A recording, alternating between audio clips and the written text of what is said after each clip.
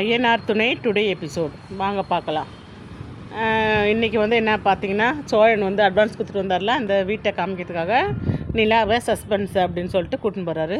அவங்க வழியெல்லாம் எங்கேன்னு கேட்டுன்னு வர்றாங்க. வா நிலா அப்படின்னு சொல்லிட்டு கூட்டின்னு போகிறாரு. அப்புறம் வீட்டுக்கு போயிட்டு பாரு நிலான்னா என்ன பார்க்க சொல்கிறீங்க, என்னது இது அப்படின்பாங்க.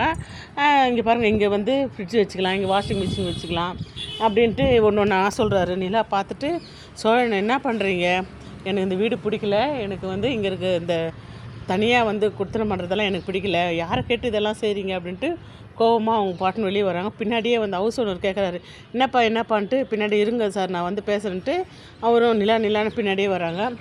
நிலா வந்துட்டு என்ன சோழன் இதெல்லாம் அப்படின்ட்டு அவங்க கேட்குறாங்க.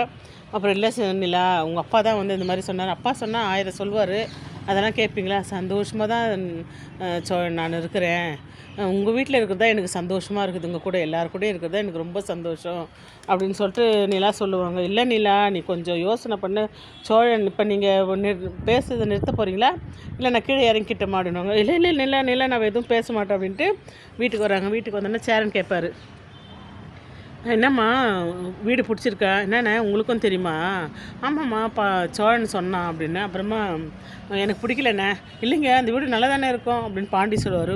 ஓ உங்களுக்கும் தெரியுமா, ஆமாங்க நானும் அவனை தான் போய் பார்த்தோம் அப்படின்னு. அதுக்கப்புறம் எனக்கு பிடிக்கல, எனக்கு இங்கே இருக்கிறது தான் பிடிச்சிருக்கு அப்படின்னு சொல்லிட்டு அவங்க கோவமாக ஒரு ரூம்குள்ளே போயிடுவாங்க.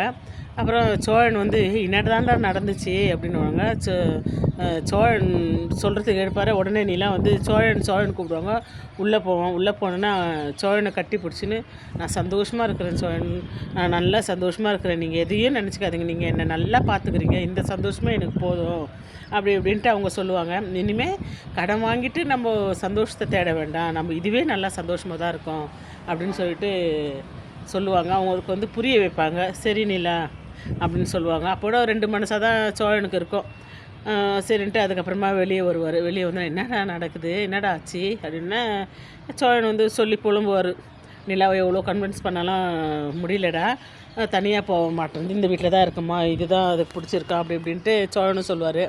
எனக்கு தெரியும் அண்ணி வந்து தனியாக வரமாட்டாங்கன்னு சொல்லிட்டு அப்படின்னு சொல்லுவாங்களா. அண்ணன் கூட சொல்லிச்சு, ஏன்டா எண்ணெய் போட்டு கொடுக்குறீங்க அப்படின்னு சொல்லிட்டு சொல்கிறேன். அப்படி சொல்லடா, நிலாவுக்கு வந்து பிடிக்காது தனியாக போகிறது அப்படின்னு தான்டா நான் சொன்னேன், நான் வேறு எதுவும் சொல்லடா சோழா அப்படின்னு சேரன் சொல்லுவார். ஓஹோ எல்லாரும் அப்போ ஒரே கட்சி நீங்கள்லாம், நான் தான் வந்து இதில் வந்து இதுவாக இருக்கிறேன் அப்படின்ட்டு அவர் ஒரு புலம்புவார். அதுக்கப்புறமா நிலா வந்து ரெடி ஆகிட்டு நான் ஆஃபீஸ் கிளம்புறேன் அப்படின்வாங்க. நிலா இந்த வெயிலாக இருக்குதுப்பா, இப்படியா போகிற, சோழனை கொஞ்சம் போய் விட்டுறா, அதெல்லாம் வேணாம், நான் ஆட்டோ சொல்லிவிட்டு ஆட்டோ வந்துடும், நான் கிளம்புறேன், நீங்கள் முதல்ல போயிட்டு அந்த அட்வான்ஸ் வாங்கின்னு வர வேலையை பாருங்கள் அப்படின்வாங்க.